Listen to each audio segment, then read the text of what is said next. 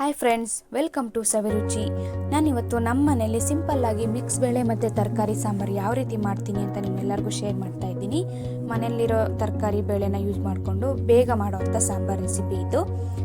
ನಾನು ಇಲ್ಲೊಂದು ಕುಕ್ಕರಲ್ಲಿ 1 ಟೇಬಲ್ ಸ್ಪೂನ್ ಆಗೋಷ್ಟು ಆಯಿಲ್ ಸೇರಿಸ್ಕೊಂಡಿದ್ದೀನಿ ಮತ್ತು 1 ಟೀ ಸ್ಪೂನ್ ಜೀರಿಗೆ, 1 ಟೀ ಸ್ಪೂನ್ ಸಾಸಿವೆ ಸೇರಿಸ್ಕೊಂಡಿದ್ದೀನಿ. ಇಲ್ಲಿ ಒಂದು ಮೀಡಿಯಮ್ ಸೈಜ್ ಈರುಳ್ಳಿನ ಚಿಕ್ಕದಾಗಿ ಕಟ್ ಮಾಡಿ ಈ ಥರ ಸೇರಿಸ್ಕೊಳ್ಬೇಕಾಗುತ್ತೆ. ಈರುಳ್ಳಿ ಏನು ಬ್ರೌನ್ ಆಗೋದು ಬೇಡ, ಒಂದು ಸ್ವಲ್ಪ ಕಲರ್ ಚೇಂಜ್ ಆದರೆ ಸಾಕು.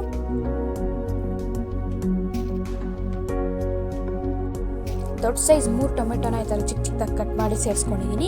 ನೀವು ನಾಟಿ ಟೊಮೆಟೊ ಯೂಸ್ ಮಾಡೋಂಗಿದ್ರೆ ನೋಡಿಕೊಂಡು ಅದು ಸ್ವಲ್ಪ ಹುಳಿ ಇರುತ್ತೆ, ಒಂದು ಕಡಿಮೆ ಹಾಕ್ಕೊಳ್ಬೋದು. ಈ ಟೊಮೆಟೊ ಸಾಫ್ಟ್ ಆಗೋವರೆಗೂ ನಾವು ಆಯಿಲಲ್ಲೇ ಫ್ರೈ ಮಾಡ್ಕೊಳ್ಬೇಕಾಗುತ್ತೆ. ನೀವು ಮನೇಲಿ ಯಾವ ತರಕಾರಿ ಇದೆಯೋ ಅದನ್ನು ಸೇರಿಸ್ಕೊಳ್ಬೋದು. ನಾನಿಲ್ಲಿ ಸೋರೆಕಾಯಿ, ಮೂಲಂಗಿ ಮತ್ತು ಬೀನ್ಸು, ಒಂದು ಸ್ವಲ್ಪ ಆಲೂಗಡ್ಡೆ ಸೇರಿಸ್ಕೊಂಡು ಫ್ರೈ ಮಾಡ್ಕೊಂಡಿದ್ದೀನಿ. ಇಲ್ಲಿ ನಾನು ಮಿಕ್ಸ್ ಬೇಳೆ ಯೂಸ್ ಮಾಡ್ತಾ ಇದ್ದೀನಿ. ತೊಗರಿಬೇಳೆ, ಹೆಸರು ಕಾಳು ಮತ್ತು ಕಡಲೆಬೇಳೆ. ಬೇಳೆ ಮತ್ತು ತರಕಾರಿ ನಿಮ್ಮ ಚಾಯ್ಸು, ನಿಮ್ಗೆ ಯಾವ್ದು ಇಷ್ಟನೋ ಅದನ್ನು ನೀವು ಸೇರಿಸ್ಕೊಳ್ಬೋದು. ಮತ್ತು ಇಲ್ಲಿ ರುಚಿಗೆ ತಕ್ಕಷ್ಟು ಉಪ್ಪನ್ನ ಸೇರಿಸ್ಕೊಂಡಿದ್ದೀನಿ. ನಾನು ಮನೇಲೇ ಮಾಡಿರೋ ಬೇಳೆ ಸಾಂಬಾರು ಪೌಡರ್ನ 1-2 ಟೇಬಲ್ ಸ್ಪೂನ್ ಆಗೋಷ್ಟು ಸೇರಿಸ್ಕೊಂಡಿದ್ದೀನಿ. ನೀವು ಅಂಗಡಿಯಿಂದ ತಂದ್ರೂ ಅಷ್ಟೇ, ಅದನ್ನು ನೋಡಿಕೊಂಡು ಖಾರ ನೋಡಿಕೊಂಡು ಸೇರಿಸ್ಕೊಳ್ಳಿ.